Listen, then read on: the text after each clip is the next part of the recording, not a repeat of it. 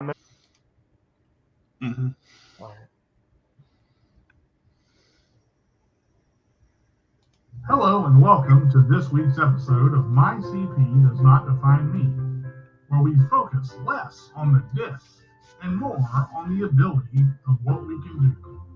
Join us every Wednesday at 2 p.m. Eastern Time, live on the Disability Global Broadcast and Facebook Live. Looking forward to seeing you there.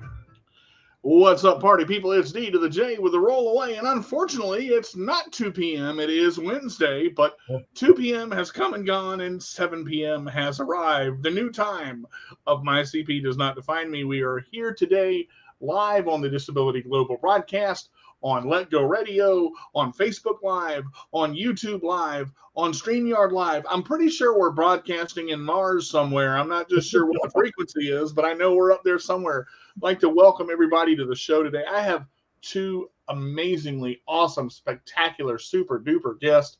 These guys have been on my show. It was episode 62 they were on. And surprisingly, the episode that ends with a 2, 102, 102. They're on here again. Justin and Melissa Fink, they're awesome. I love these guys. Thank you guys so much for being on the show again. How's everybody doing today? Fantastic. Great. Good. Well, I'm very glad to have you. If you would, hey JP, how are you? Yeah, late night edition. We're doing it from 7 o'clock now. New time. I go to bed by 9, so we can just kind of squeeze it in there, and then that's it. No, I'm fine. For those of us that don't know you and haven't had the pleasure of meeting you two wonderful people, just explain a little bit about yourselves and tell our viewers of the late night edition of My CP Does Not Define Me who you are and what you'd like to share. Well, first of all, I don't know if we could live up to that introduction. Yeah, seriously. My name's Justin, and I am a stay-at-home dad. I was born with CP. I went to college. I'm an ordained minister. That's kind of just who I am. And I'm Melissa. I am a teacher. They've moved me up, but I'm in high school this year. I teach science at the local K through 12 school here in Streeter. Awesome. Well, just to kind of go back from the last show was so dynamic. And you guys, and I want to kind of go back just a little bit. First of all, you hear the stereotypical, I have a disability. Am I ever going to find somebody for me?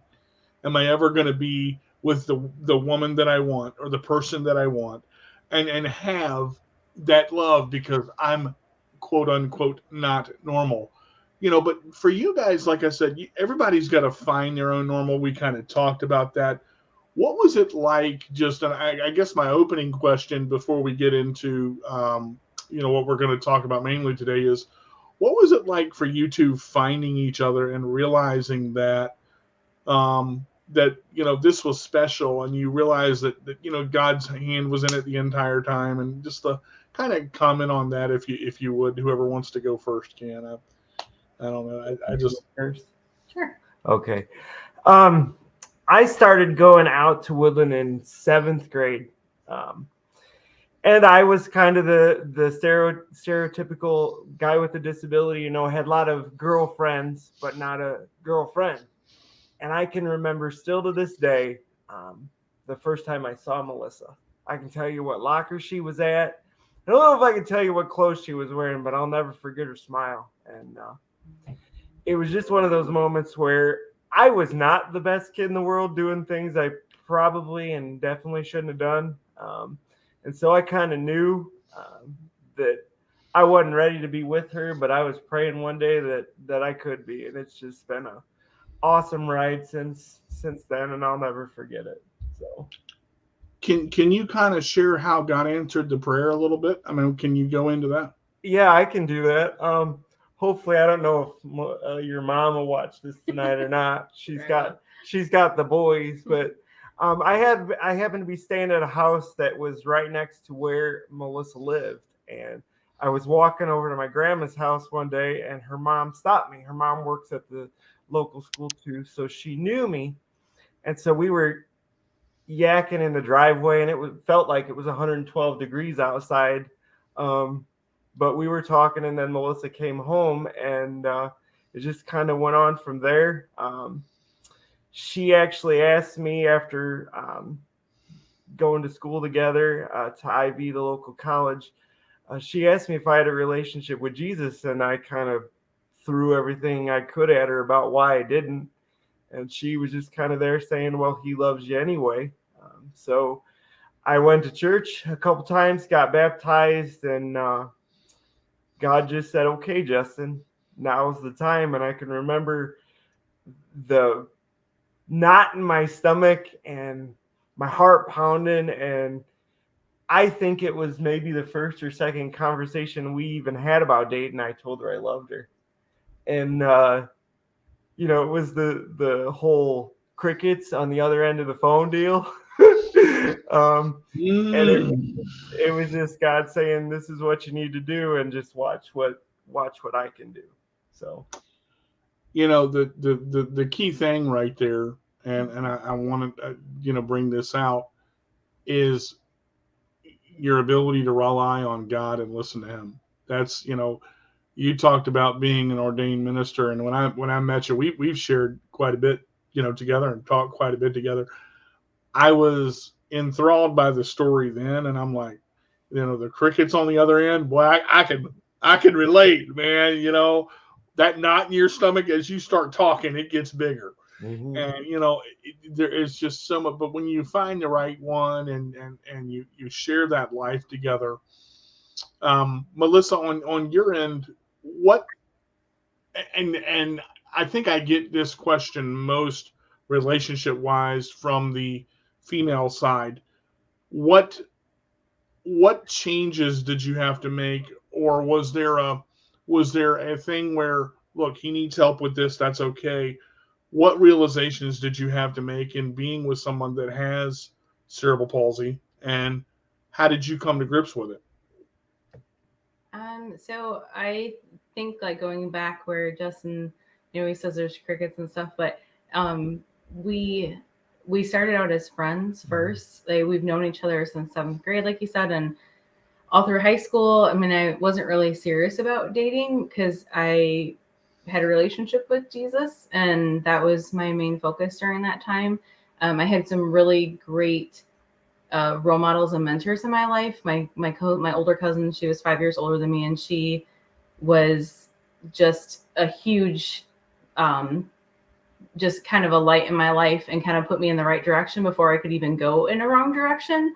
I remember being in junior high, and I was hanging out with her and her college friends. They scooped me up and just took me places, and they were hanging out at like the youth minister's house, and they were going to Bible studies together and stuff. And so I kind of missed out on that whole like other side of growing up, because I saw these mature women who loved Jesus and they accepted me. And so I kind of got that side of it before I got hit with all of this peer pressure and stuff. So I felt like I was pretty confident and strong going through high school. I mean, obviously you have your own insecurities and stuff. Right. I felt like I had a good solid foundation in my life, and I saw what my cousin and her friends had, and that's what I wanted. So I focused on that mostly. So Justin was always around. Like, we even went to prom together. We double dated with different dates. So it was just kind of like, you were gonna go like there. Yeah. So yeah, so we've been like, we didn't go together, but we went together. I don't know, so just I wasn't even gonna bring that up. And that's where that big awkward bubble comes up. Awkward. No, there's a whole other story there. So, yeah, and it was just, everybody was friends, and our class was a really good class. Everybody just kind of knew each other, and there wasn't really a lot of picking or bullying or anything like that. We just got along. It wasn't like you were best friends with everybody, but you just kind of got along with everybody. So he was just a consistent in my life from 7th grade on. And then when we started writing to school together, that's when we started having more deeper conversations. And that's where like a true rooted friendship started. Mm-hmm. And that's when it was more like, hey, this person's significant in my life. So that's where I think it became more of like, wow, like, this person's here. They've been here for a while. I like their values. I love that he loves Jesus. And So it just kind of progressed from that into what it felt like this was what God was calling me to. I was like, I'm not going to say that just because you follow Jesus, everything's easy, because I'm not saying my entire life has been easy, but he just kind of took all of those rougher patches that I could have went down, and those roads that I could have. And junior high, I was kind of doing, testing a few things or whatever, but I wasn't really a bad kid, I don't know, or a wild kid or anything like that to start with. But just having that, it was almost like I just got guided into the right direction all through that, and it just naturally stuck. And I remember my aunt, we went to college, went to separate colleges, and there were some good guy friends of mine. I went to Eastern Illinois University here in Illinois, and some great guy friends and stuff. And my aunt was like, "Are you sure? Like, you got some great guys down there at Eastern. Are you sure about Justin?" And I was like, "Yeah, I've never questioned it, And she wasn't being mean about it. She was, we love her. We love her. She's awesome. But she was just like, that's the reality of it, Like, are you sure? How do you know? And she wasn't like trying to be mean, or she didn't like Justin. She loves Justin. I don't want to be like that. Not bashing her or anything like that. But it was kind of more like, she's like, how do you know? Like, you've not really been. I mean, I dated a little bit in high school. That was my next question. How did you know? So I guess it was just that it fell into place how it was supposed to, and it never felt wrong. So, and that's where I was like, I knew what I wanted growing up, and realizing that, like, this is who I have. Like, I want Jesus in my life, and I want my husband to love Jesus. Didn't you have a list? So I might have had a list for a while. I can't remember. I don't know, but it just, he checked every single conversation we had, every single situation that we went through together was just another proof that it was the right thing. Like, I've never felt like, oh, this is it. And he talks about crickets, but I had a plan in place, and I wanted to do what I wanted to do. And it wasn't that I didn't want to be with Justin in the future as marriage. I wanted him to be there along with the plan. I just wasn't ready to be like, yeah, I love you right away. And that's okay. And you take your own time. But the most important, I think, was we developed this really deep connection through friendship and talking, and our drives to our college is about 35 minutes away that we went to, and we drove together there, and those conversations just built up all these things. Like, we got to know each other so well that it felt wrong to not be together, and it just felt right. Now, there's a couple things I want to comment on what both of you said. First of all, starting with Justin, I'm a man that knows what I feel. And I have more recently discerned in what God tells me and where God tells me to go with what I feel. So the fact that you said, I think you said your second, right at your second date when you knew, the fact that you took that leap of faith and you did what God told you, and you said, and when Melissa said, I didn't feel that right away, what was great about it was Justin said, and that's okay. Because people are going to feel differently in relationships. The word love is thrown around like an object so many times in so many relationships. And when it's true, and when God is involved as that cornerstone, you talk about the cornerstone of the foundation, the whole piece. He's involved in it, whether you realize it or not. You can go completely away and drift completely away, and he's like, nope, come on back in the frame. And it's not that, and sometimes there is that shove, and sometimes there is that push, and sometimes there's that light little, hey, remember him.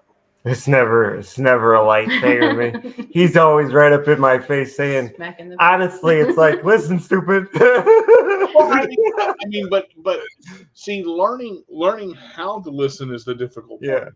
Yeah, definitely. That's the discernment of what do I do now, because the world and society sees one thing. God is above all that, and I don't do this a lot on this show, because religion is you get into it and it's like, oh boy, here we go, and everybody's because I'm gonna stop you there though, and I'm gonna say this: it doesn't have to be right. Well, that was my next. I've gotten into a lot of discussions with a lot of different people that have different viewpoints than we do or I do, and my simple statement is always this: if we learn to love one another first, all the rest will become second, third, fourth, fifth. Right. It I doesn't have to be. It's just our choice whether we make it or not. So I agree with that 100%. But the one thing that I value the most that both of you have said, and you said it last show too, and I actually pulled up the segment that you said it on, we were friends first. Mm-hmm. And the relationship, you used a word that started with a D, developed Mm-hmm. and grew. Mm-hmm. Now, something that Melissa said that was intriguing was it felt right to be together and wrong to be apart. That's, you've got something when she's like, when you fit, I look at a relationship as a puzzle piece. Mm-hmm. You can't have a corner and a side. You got to have, it's got to connect. There's got to be connections. There's got to be, how do you feel about this? Everybody doesn't have to agree on everything. A relationship is not all wonderful roses, Skittles, and rainbows. Sometimes it's foam bats and little pool noodles, and you're battling it out, and you're going through the things that you go through. You've got the toilet paper facing this way. I don't like it facing that way. You leave the toothpaste cap on the sink. Don't do that. Okay, well, you left the towel on the floor. So you got to go through those things, and you've got to see how you interact together and what makes each other tick. But what I like about you two is you do that, but it's okay. You don't have to like all the same things I like, and I don't have to like all the same things you like, because we're different, but we're also equally yoked. And that's kind of where I wanted to get into this. What's so great about you guys is you let God lead it, and then you follow where He wants you to go, and that's what makes it. We try, yeah. Well, and that's what I was going to say, the comment as far as religion, and I respect everybody else's story and whatever it is, but if we can't tell the story without God, because it didn't happen without Him. So Exactly. I know we sound like we're talking about that all the time. We're not trying to preach anything. It's just that's where God has led us, and that's our the foundation of our relationship. And I get that totally. That's that's what makes it so great, because it's the realization of what it is, because you can't deny it, and you don't have to. I mean, and what it is what it is. There's no other. There doesn't have to be explanations outside of that. My next question to you is, how did you guys, once the marriage happened, what was living together like? Being together, learning the nuances of she likes this way, he likes this way, talking about it.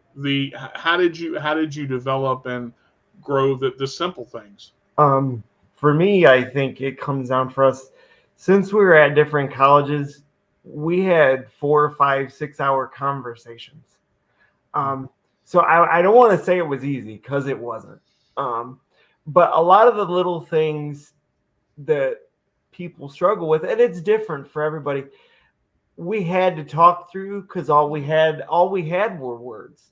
I mean, she was 2 hours away from me, and I can't drive to go see her, and she couldn't drive to come see me, so we had to talk. And so that allowed us to figure out, I think, what mattered, because there was very few moments that I can remember, and it's been 20 years ago now, where we actually ended a conversation negatively. There were moments, I'm sure, that it had to happen that way, but there were very few, because I was very adamant about the fact that I wasn't going to be that guy that just hung up the phone. And for me, that was a difficult thing, because as much as I try to do my best, there are still moments where the guy part of me comes out. I just want to be done with the whole deal. I either want to fight it out or I want to walk away, because I'm not a person that ever lets anything just sit. I grew up in a family where that was kind of the motto. Well, we'll just sweep it under the rug, right? We won't deal with it, and that's not me. And I wanted Melissa to know that wasn't me. I wasn't going to be the guy that said, okay, we'll just we'll just deal with it later. Because to me, that never works. Now, I'm not saying that it doesn't work for some people. I'm simply saying that it doesn't work for me. Because then I forget where I was, what I was doing, or even really what we're talking about. And the older I get, the harder it gets to remember. So I'd rather deal with it and be done with it and have some sort of resolution, because I know tomorrow there's going to be a whole new fire that I got to deal with. A whole new thing. And the other thing is, see, I'm a fixer. So to let something sit, I'm like, oh, why can't we just talk about it? Hi. Like it's just that moment of I don't walk away, obviously. But I'm just well, I don't either, but but the thing about it is I learned very early, and this, never go to bed angry. I don't because if you don't have a chance to say, I love you, I'll see you in the morning, the last thing that you say, words are impactful, words are powerful, and they can cut just like a double-edged sword can. The Bible says so. Mm-hmm. Milton, you're fine, buddy. We're glad to have you here, and you haven't missed much at all. I just, I'm so thankful that you guys are talking about the qualities of what it takes to, the guy part of me came out. Okay, I'm going to say this out loud, and I don't mean to be, I hope it makes sense. No one can hide who they are for very long. No. You can try, and you can flower it up, and you can suit it up, and you can hair it up, and you can do all this stuff to make a person think that you are what you are. But when you're with that person day in, day out, then they're going to see those little nuances of when you're in the bed in the morning and you let one go and you're like, oh, that wasn't me. Or, you trip and stub your toe and that comes out and you're like, I didn't mean to, like, and then it, the normalcies that happen, as long as you can get through them together and say, look, what I liked about this was this, what I didn't like about this was this, can we talk about it? You don't have to sweep it under the rug. You should never have to. I mean, you can leave it alone for a little bit and come back to it. Mm-hmm. And I had to learn that. That was the hardest thing in marriage. I'm like, I want to go back to it on Wednesday. I want to fix it now. Yeah. It's not about what I want. Women got to process stuff. Men, not always. They, but most of the time. They just. The one thing that I wanted to say, and I don't remember if I said it here or when I was on Kyle and Christina's show, but it was the idea of masks and how everybody wears masks, right? That was Christina's show. Mm-hmm. When you have a disability, right, there's something about you that you can't wear a mask. It takes too much effort. It takes too much effort to hide behind things because, at least for me, I have to focus on everything else that I'm doing. So I don't have time to worry about what I said to who and when I said it. So I don't wear those kind of masks. And I always tell people, whether they're able-bodied or not, get out of your mask, because the mask doesn't do anything to help you. Being who you really are is the only way you ever get to figure out how life really is. And, whether you're married or not married, whether you have kids or you don't have kids, the reality of it is you have to be comfortable with who you are in order to make life work. And that takes time. Yes, it does. It's an ever-evolving thing. And you segued right into the next thing I want to talk about. So we talked a little, when the last show was ending, you talked about what it was like to hold those little ones in your arms. And you get to that point. Mm-hmm. You become a father for the first time. And you have 2, right? Yes. 2? Okay. 11 and almost 4. Yeah. Oh my Lord, have mercy. Yeah, your house is fun. A preteen and a toddler, I think. Mm-hmm. Our 11-year-old is also the same height as us right now. Like he's like just a half an inch short. He weighs what I do. So let's go to because this, and I said this on the last show, but I'm going to say it again because I know there are a lot of people out there. Milton, I'll recap your question in just a minute, buddy. I want to get this out of there first. Milton asked, where did you guys meet? Sorry, I know he missed it, but we can go back to that in just a minute. But once you, what can, because my big thing is, am I going to be a good enough father? There are things that I can't do. There are things that I can't reach. I went through that. I went through that struggle of what I'm going to do. Now, there's some recent things that I told you about off the air that are changing a lot of my thoughts about, man, this is working out pretty good. But what did you struggle with most, Justin, with cerebral palsy going, well, how's this going to work? I have to say when Jace was first born, I mean, I had brothers and sisters that are 8 and 9 years older than me. And my brother had kids way too young. So I was around kids from the time I was about in 5th grade on. But when Jace was first born, there was a moment where I was afraid to hold him and it wasn't because I didn't think that I couldn't do it. It was because I thought that I would break him. Because I don't have a lot of muscles in a lot of places that most people do, but my upper body is pretty strong. And I thought there's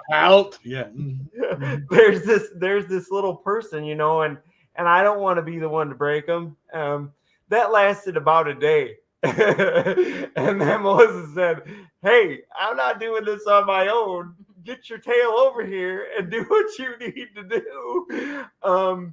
And really, that's one of the biggest struggles. As far as recently, and DJ, I have to say, I think it's for all parents, but I don't know what it is to, quote, be a normal parent.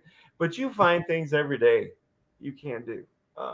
It's just a reality of life. Like most recently, we're dealing with potty training right now, and I haven't dealt with potty training in a long time. Yeah, I'm still dealing with it. What are you talking about? There's just things that I have to say, hey, Melissa, I can't do this well.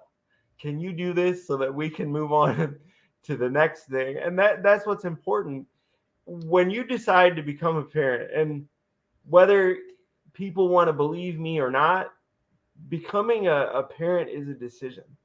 And it's not and I don't mean to be graphic, but like when you decide to be with another person, you better be prepared for parenting could happen, because that's the magnitude of what's going on. I think we belittle that, but the reality of it is, if you're going to do that, then you better be prepared for the rest that comes with it, right? And the gravity that goes along with it. I put it this way too, Justin. If you got time for the motion, be prepared for the ocean. Yeah. And that's kind of where it goes. Go ahead, but I'm sorry. Yeah, but no, like there's fears and everything. There's moments where I feel like I fall short all the time. Like one of the biggest ones is my little guy is just a ball of energy. Like from the moment he wakes up to the moment we force him to go to bed, he doesn't stop. He just keeps going, which is an incredible blessing because there's a whole nother story behind that. But like there are moments where he's like, I want to go outside, and I'm like, we can't do that right now, because if you get ahead of me too far, I will do everything humanly possible to make sure that doesn't happen, but I can't take that chance with you because I love you too much. And he doesn't understand that. And so there are moments where, you get the grumbly face and the why not, which those are the things for me that grab onto my heart. Yeah. Those are the moments for me that I just am going, okay, God, I need you in this moment, because right now my spine just left my body and I feel like a pile of goo. Have you thought about the leashes? I don't know what else to call them. And the reality of it is, there's not a leash that's created that could hold this boy. Okay. He So I mean, because just, it's like the baby yo-yo. yeah, he just wants to go, and that's the way it is, and that's okay. The thing of it is that he realizes it. It's not something that like he sits on forever and pouts about forever. He realizes it. If I tell him no, he doesn't like it, but there's a reason why. Mm-hmm. Because I don't tell him no just because I feel like it. You know, there's a comment here. Yes, I have that issue too. I'm afraid of holding newborn, so I'm afraid I'll drop him or her. That's what I hate about my balance problem. Now, I want to go back to a question here. How did you figure out? How did you process? All right, how am I going to hold this little dude? Because I got to figure this out. Because if not, my wife's going to kill me. I mean, Well, here's the deal. And everybody's situation is different. Mhm. But as a parent, with things like that, you really don't get a chance to think about it. You kind of just have to roll with it now. Poppies were your best friend. Yeah, Boppies were my best friend. It's this cool little pillow that goes around your waist and provides something underneath of you, so that if your arms do get tired, the baby can sit on the Boppy itself. But there was a moment where I don't hold my kids standing up just because it's or very rarely it's Not just not a safe. safe thing to do. Mm-hmm. Mm-hmm. And Josiah tries to climb on his back at times. yeah, it's but you just have to realize that whatever you can do as a parent, and this has to deal with people that are disabled or able-bodied, whatever term, people in general, you have to realize that what you can do is the best you can do. Mm-hmm. If you really mean it. I say all the time, all God ever wants from you is your best. Now, whether today is 20% or 80% or 100%, as long as it's your best, it's enough. And that's what matters. Mm-hmm. Christina said this. Thank you, Justin and Melissa, for sharing your story. I hope to be a parent. I hope to be a parent someday, and your story gives me hope. I'm going to tell you just a little bit here about what Christina just said. The first time Justin and Melissa was on my show, within the first 10 minutes, I'm just like, just wiping, because you hear a story like that. I've always wanted kids. Always wanted kids. And if God allows me to have it, great. If God gives me that, great. If not, that's okay too. Whatever he decides, I'm fine with. But I'm getting some opportunities with childcare, and I'm starting to kind of really roll into the, lack of a better word, roll into the the kind of the daddy role, and it feels darn good, man. That first time you hear that, I'm like, you just like, okay, melt now, and then what was that moment for you, the daddy moment, first time he said it? First time he said it or first time I felt it? Because those are two different. Well, both. Let's go with the first time he said it first. There is a picture, and you're going to know the one I'm talking about. Melissa had to have both boys by cesarean section, so she was down in recovery, and they brought Jace up, and he was in his little, what an incubator. It wasn't even a crib. It's just like, it's bad to say, but it's this big plastic, almost Tupperware looking thing with the blanket. He was in his container. Yeah, he was in his container. And DJ, I'll have to find the picture for you, and I'll send it to you. But I'm in the room where they, do all the measurements, and they take all the stuff afterwards. They clean him off and everything. And I bend down and look in the container, and his eyes met mine, and it was just a beautiful experience. It's something that I can't even to this day put into words. And quite honestly, as a dad of a preteen, those are the moments that I have to think about sometimes.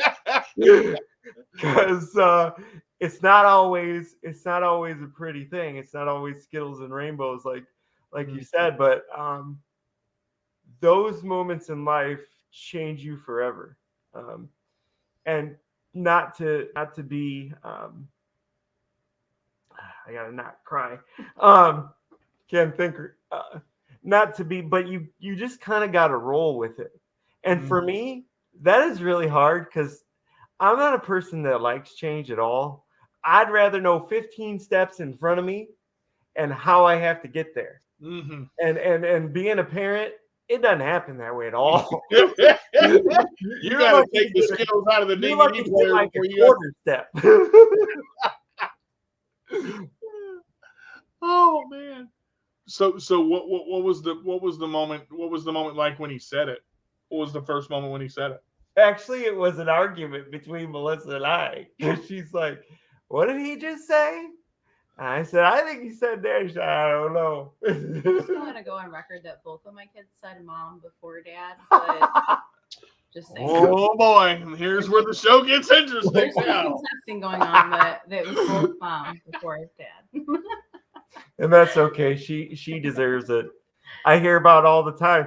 I was in labor for how many hours with you? She deserves it.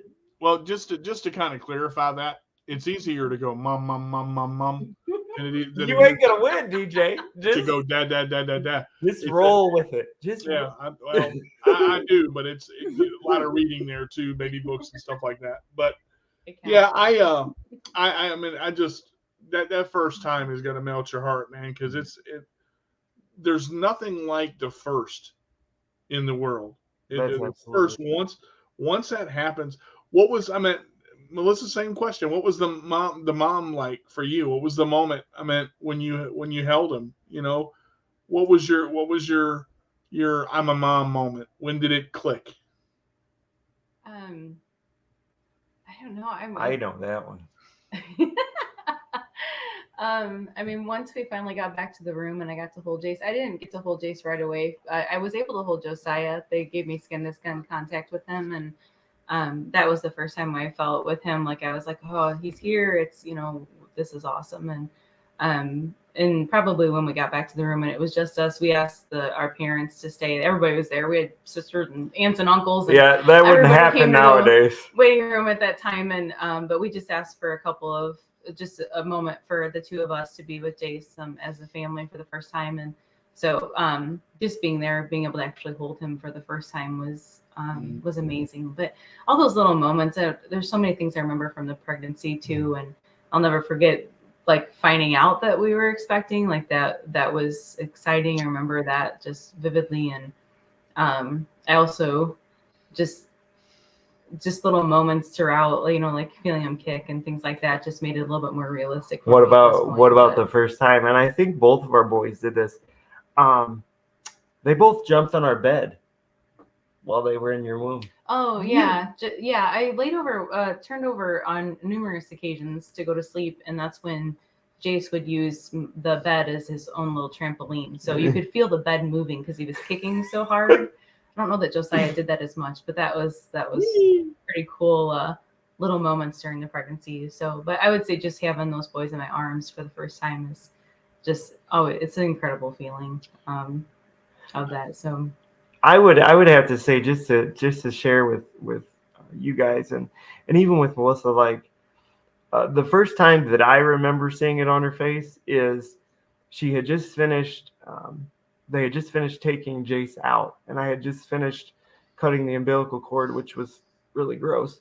But they brought Jace over, and they put him next to her face, and I'll never forget that. Like there was just a different way of seeing life, I think, from that point on, because it was just incredible to be there. I mean, she didn't talk to me the whole other time that I was there. I was just kind of there twiddling my thumbs, asking why I was here. But in that moment, it was just a beautiful experience. So these next couple of questions are hard ones, and I've saved these because I want to say this out loud, and I want maybe a little bit of backup from you two on this too, and you'll see why in just a second. A lot of people that have disabilities ask me this question: is cerebral palsy genetic? And if I have children, does that mean they're going to have cerebral palsy? Let me say this slowly. Let me say this fully. Cerebral palsy is not genetic. Cerebral palsy is a birth defect in which hello, CP, how you doing? Oxygen is denied to the brain for a specific amount of time in which the brain is damaged. Doesn't mean you're stupid, doesn't mean you have problems. It means you're going to have some motor skill issues, you can have speech problems. It can affect from the top of your head down to the bottom of your feet. But if a person with cerebral palsy marries a person without a disability, does that mean they're going to transmit it and their child is going to have cerebral palsy? No. It does not mean your child is going to be born with a disability. They can be, but it doesn't mean that it's going to. I think that is the biggest question that I get. I don't want to have kids because I don't want my kids to have cerebral palsy. My doctor told me my child was going to have cerebral palsy. No. You can't predict cerebral palsy. It's not like spina bifida, where it's an open hole. It's not like MS, where it's a bone disease. It's not where it breaks you down. It's different. It is a misconception. Exactly. How worried was it a concern for you two when you were going to have children or decided to go for it? I don't know how else to put it. Sorry. Just PG rating. Okay. No, this is the late night version. Well, when you decided to do, like, what were you concerned after that? Of course, is my child going to be born with is our child going to be born with a disability because I have one? For me, it was something that, and I think everybody would say this, able-bodied or not, but none of us wants our children to have the same life we did. Mm-hmm. My dad's generation and my grandpa's generation always put it this way: it's our job to do better for you than what we had. But I can remember thinking to myself, I don't want this for my kids. And the reality of it is that should be a question that everybody asks, able-bodied or not. Am I prepared for what may happen if I have a child? Because here's the deal, and I'm just going to share this. Both of our kids have special needs. That's no joke. Both of them do. And I can remember as a father in both instances, one we knew about from the very beginning and the other we didn't. But I can remember asking God and in prayer, praying on my knees, God, why? Because I know what Jason and Josiah are going to go through. Mm-hmm. And why would you do that? And honestly, God's answer to me after me stopping blubbering and listening was simply this: who else would I ask to do it? Exactly. I was getting ready to say that you are the best person to prepare them for it. Why? It took me 16 years, almost 18 years to realize that my CP was a blessing. Like, and do I want to walk? Sure. Do I want to run around and play football and do a double backflip, karate kick? Sure. Yeah, great. Wonderful. Is it the end of the world? Walking is overrated. The only thing that's tired right now is my butt. And all I got to do is move it around a little bit, jiggle. I'm good now. Okay? Listen to make sure it doesn't fall asleep. Here's the thing. When you have a physical, mental, any kind of problem, I'm not even going to say disability. Everybody has problems. When a child is born and they have a problem or something that they're dealing with that a father or a mother or both can relate to, and they're able to explain it in such a way because they've dealt with it, it makes life easier to understand for the child, for the father, and God gave you what you needed. There was never different.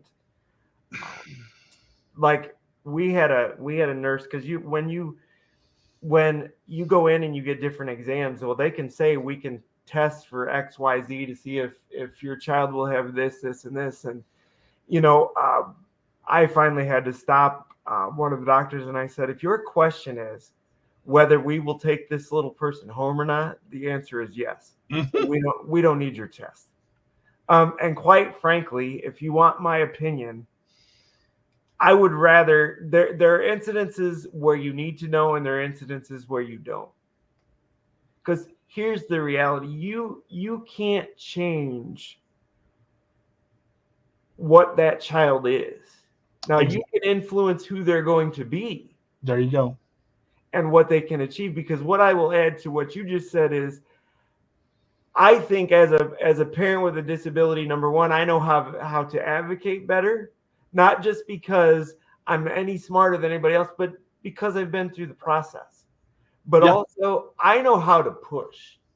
And there are points where Melissa and I disagree about the level of pushing that happens. It's a reality. But I always think to myself, if I don't push them now, later's going to be harder. Yes. And that's just my opinion. That's not everybody's experience, because God unfolds life differently for everybody. And that's the way that it is. If my mother had not pushed me and made me angry and made me cry and made me go through the crap that I went through, and my grandparents and my brother, you have to push, because it is easier to let my mom would dress me, and finally she taught me how to put my shirt on and went out on the front porch and sat and cried.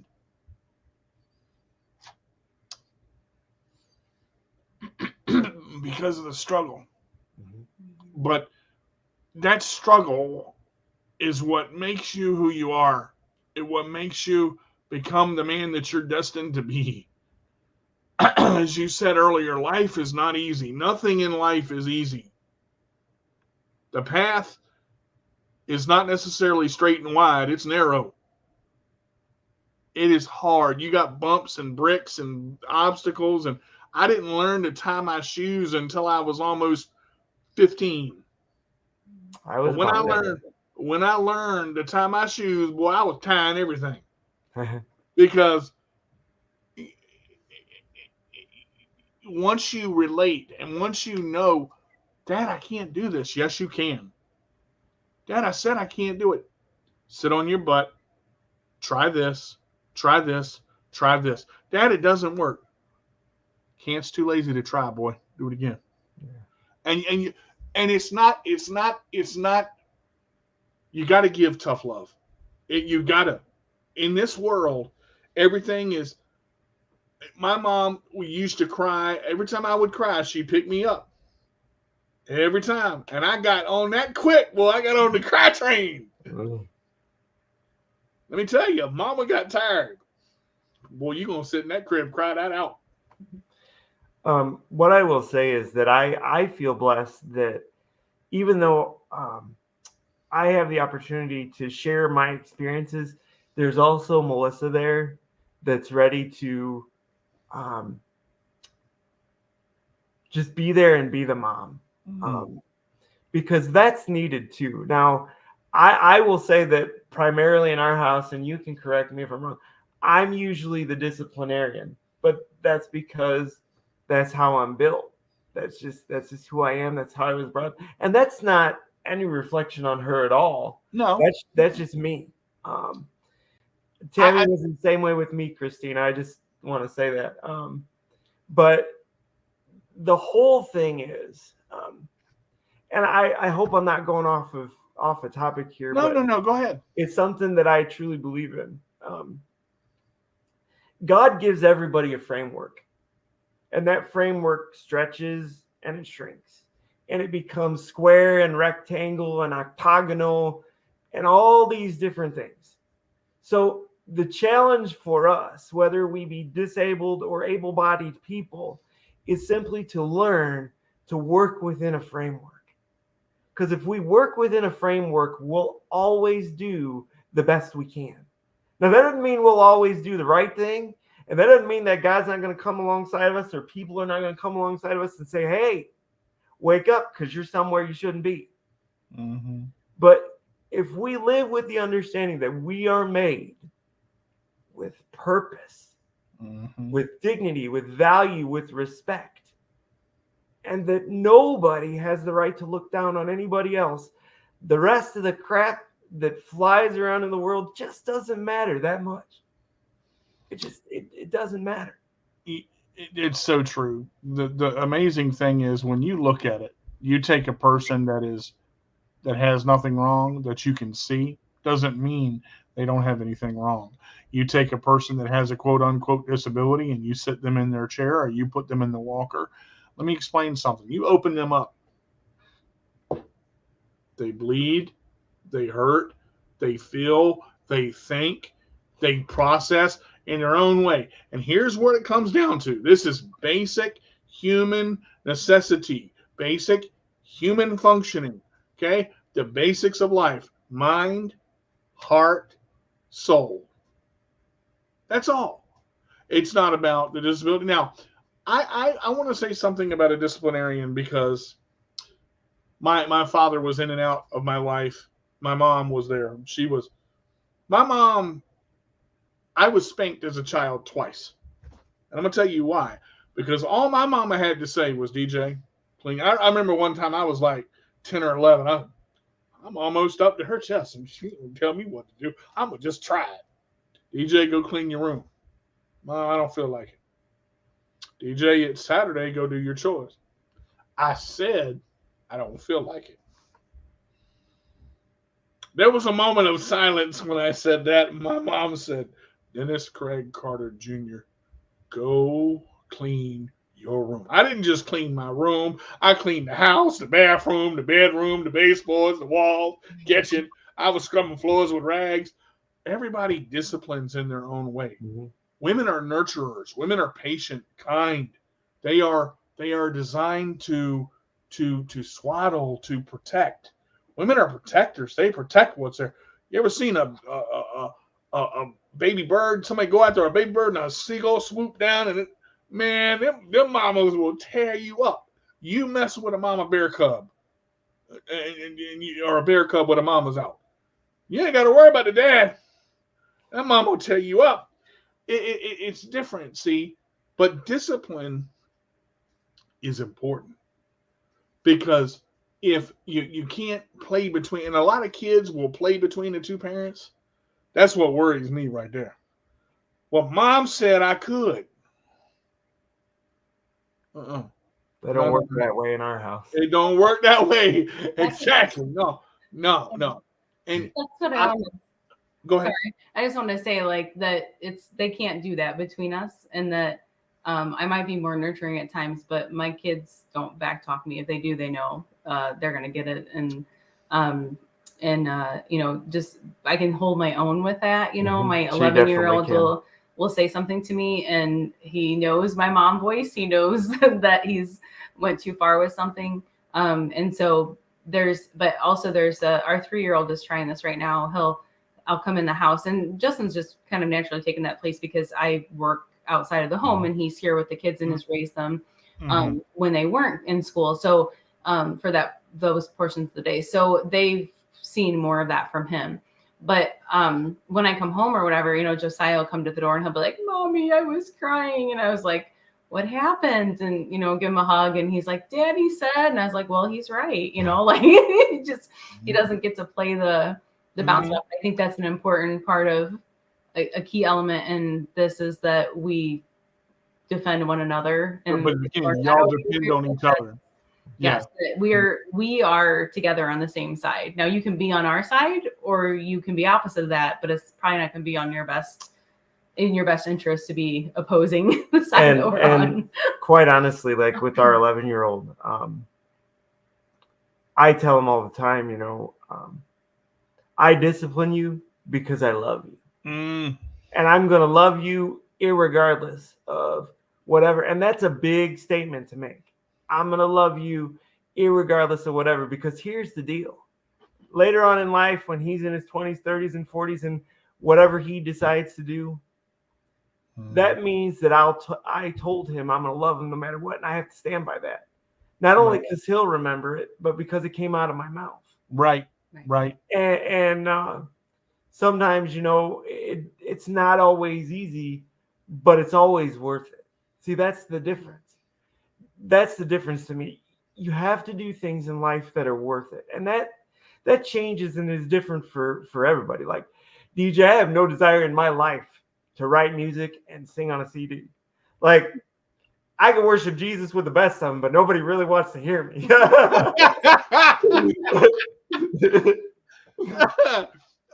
Whoa. Okay. Continue. That's really it. Like, I was sharing with Melissa, and I know we're running out of time, but this is just so important to me. I want everybody to hear this.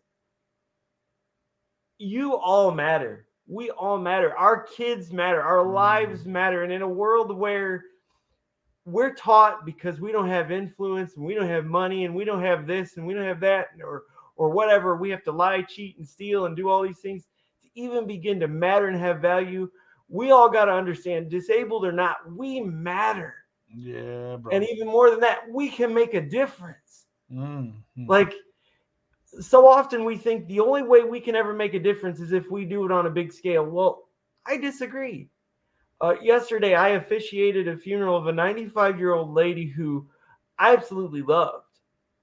And in that moment, when I could speak to those people and I could see their faces and their tears and all the different things that they were going through, and I could offer them hope, that makes a difference. Exactly. Even if it's only for 1 minute, it makes a difference. So Don't ever forget that. You have the power within you, whether you can move one finger or 10 toes or one leg or none. Everybody matters. Yep. Everybody. So it doesn't matter if we think differently, we talk differently, we walk differently, we roll differently. It just doesn't matter, because we all matter. We all have value, and we all got to learn that that's what matters most, because when we love one another, the world will change. I think you said earlier you were an ordained minister, and I think I figured out why right there. The reason, I know we got a couple minutes left, but there's 3 comments right here that I've got to read, because this one right here, my parents, JP Jackson, one of my good friends, and Christina's a good friend as well. My parents pushed me really hard to be independent, made me do things I didn't want to do, often because I was lazy, thought I didn't have to do them because I had a disability. Years later, I'm so glad that they did. I would be so dependent upon other people if they had not been a pain in my butt growing up. Now, there's another comment, a couple of other comments right below these. Yes, you can. You can do whatever you set your mind to. Christina said something very, very, very powerful. Okay, very short comment, but very true. Work with what you have. Okay, as we end this show today, and I want to thank you guys for being here. I love having you both. You are both phenomenal people. I want to kind of go off on what Justin said. In a world where we're pushed aside, in a world where everything seems to push us away, we can push back. Mm-hmm. We have the ability to do great things, not just because we have a disability, because we are capable and made to do great things. But there's a level beyond great, and listen to this very closely. You can do great things, but it takes time to achieve greatness. And this right here, what this show has, I was struggling, trying to figure out, what do I do? I'm not getting the audience. I can't. It's just not, things are not working. And I'm fighting it. I said, what do I do? And one of my best friends said, just change the time, brother. That's all. That's all. You're doing it at 2, do it at 7. People are at work. Let your audience get home. I went, why didn't I think of that? So we are all capable of great things. There's nothing wrong with a little bit of help now and then. But don't let somebody say because you have a disability you can't, or because you do things this way you can't or you won't. The only home runs you are going to miss are the ones you don't swing at. That's it. That's life. That's what it's about. God put us here for a reason. He made us in his image, and he knows what we are capable of doing before we ever speak it, say it, think it. But that doesn't mean he doesn't want to hear about it and he doesn't want to see it accomplished. You two, to me, are not only a great couple and a great father and mother that rely on each other and rely on God, but you exotify God first, and you make him the center of your life, which he should be, and everything else, and you kept saying it, falls into place. It is an amazing, amazing aspect of this that makes this so great. And all the parents that are getting ready to be expected moms and dads and all, life doesn't come with a manual. The only manual you get is the basic instructions before leaving Earth. That's it. That's the only manual you get. But you got to figure out stuff. But I want to say this, you're never alone. You're never, ever alone. It may feel like it's the end of the world. You may feel like you're at the darkest place. You may feel like you've hit rock bottom. You may feel like I can't figure it out. I'm never going to get out of this. Nobody always or nevers. Go back and watch these shows. Go back and watch part 1 of these 2 wonderful people. Go back and watch it. You will learn something, because I tell you what, I learned something today. It is very easy to get down on yourself. Very easy. Because the enemy is always pop, pop, pop, pop, pop, pop, pop, pop, pop, pop, pop. But it takes just a little bit of light, just a tiny little bit, for the enemy to run. I want to give you guys closing statements. Anything that you want to say before we end today? We are faithful. We are fearfully and wonderfully made. That is exactly right, Jill. Thank you. Anything, you guys? I guess I would just like to say, don't. This is so hard to say because we're dealing with some stuff right now, but it's just the truth. Like, don't let life beat you, because here's the deal: whether we realize it in the moment or not, the battle's already won.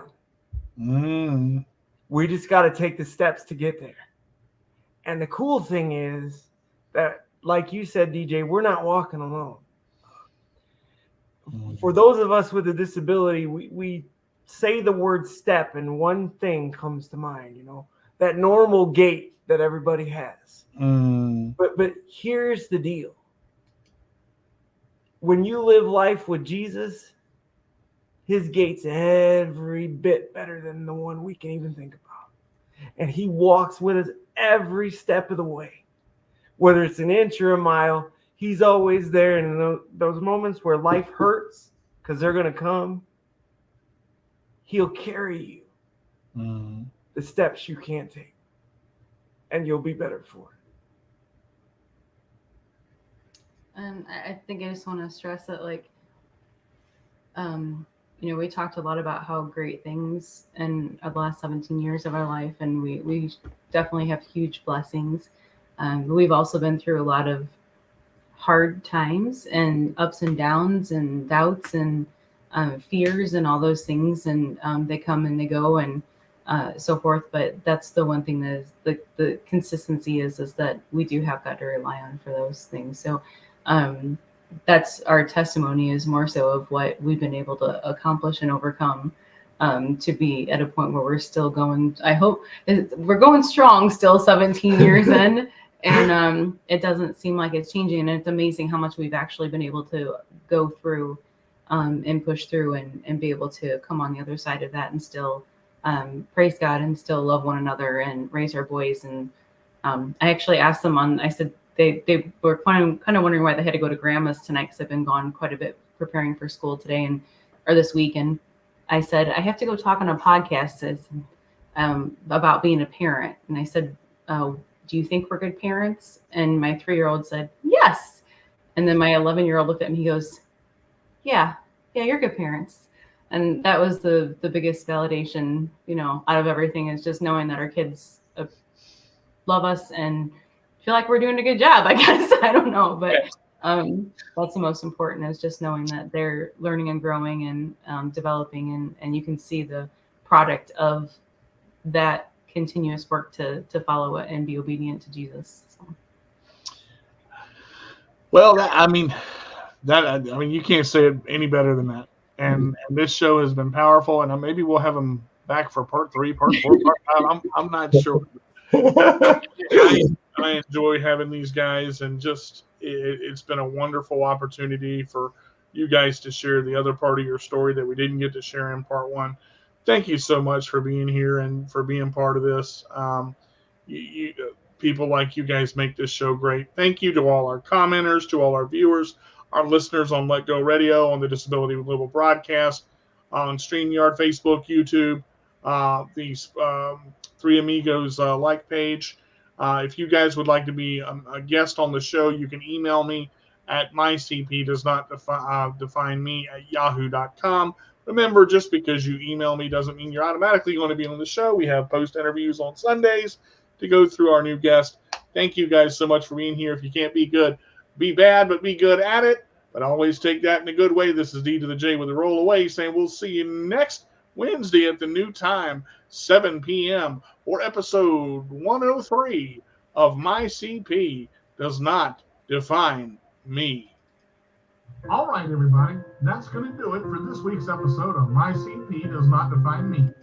As always, you can catch us every Wednesday at 2 p.m. Eastern Time. 7. Disability Global Broadcast. Gotta re-record those. If you haven't already checked out our YouTube channel, My CP Does Not Define Me, we post all of the show videos in our My CP playlist. I'm your host, D to the J with the roll away. And if you can't be good, be bad, but be good at it. We'll see you next week.